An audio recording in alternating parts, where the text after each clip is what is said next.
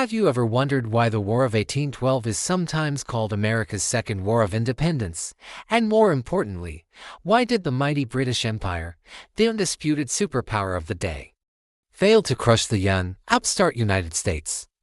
Let's dive into the story of how David stood up to Goliath and, against all odds, didn't get flattened. First, let's set the stage. The year is 1812. Britain is locked in a massive, world-spanning conflict with Napoleon's France. This isn't just a side skirmish, it's a fight for survival.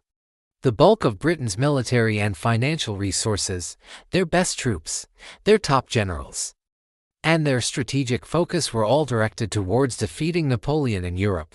For Britain, the war in America was a frustrating and costly distraction.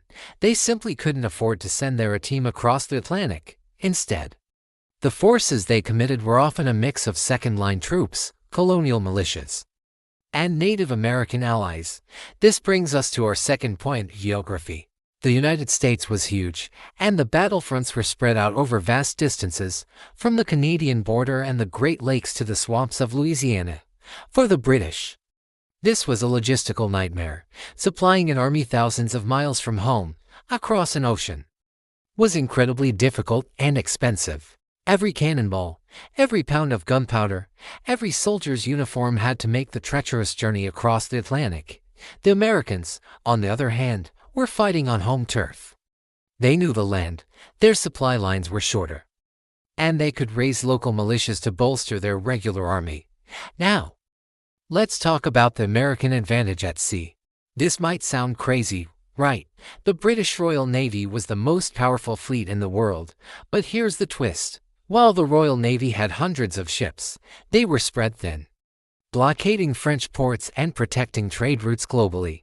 The American Navy, though tiny, had a few secret weapons, a series of exceptionally well-built heavy frigates, like the famous USS Constitution. These ships were faster, more maneuverable, and packed a heavier punch than their British counterparts.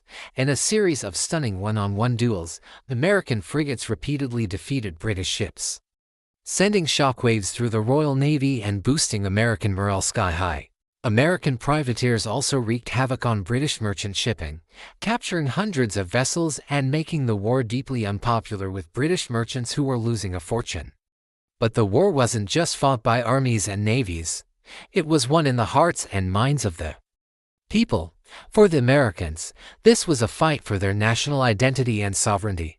The British practice of impressment, seizing American sailors and forcing them into the Royal Navy, was a raw nerve. It was an insult to their newfound independence. This sense of national grievance created a powerful unifying cause. While the country was politically divided, with New England Federalists even threatening secession, the war hawks in Congress successfully painted the conflict as a defense of American honor. Finally, by 1814, things were changing. Napoleon was defeated in Europe, and Britain could finally turn its full attention to America. They launched a three-pronged attack designed to cripple the U.S. They burned Washington, D.C., major humiliation. They planned to invade from Canada and to seize the vital port of New Orleans. But then, the tide turned again. The American defense at Fort McHenry in Baltimore inspired the Star-Spangled Banner and halted the British advance in the Chesapeake.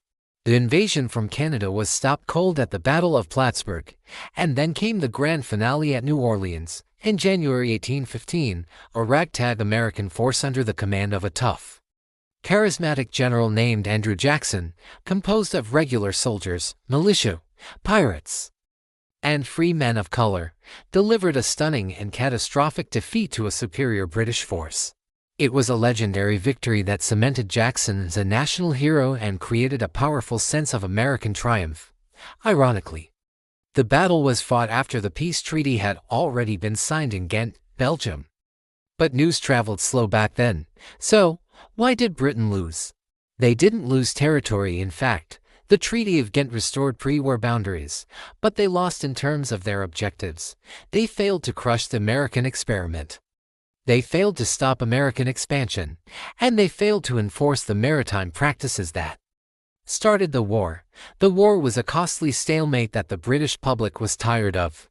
For America, a draw against the world's greatest power felt like a huge win. It forged a new sense of national unity, respect on the world stage, and the confidence to truly stand on its own 2 feet. The War of 1812 is a complex and often overlooked chapter in history, but it's a fascinating story of how strategy, geography, and national will can allow an underdog to defy the odds.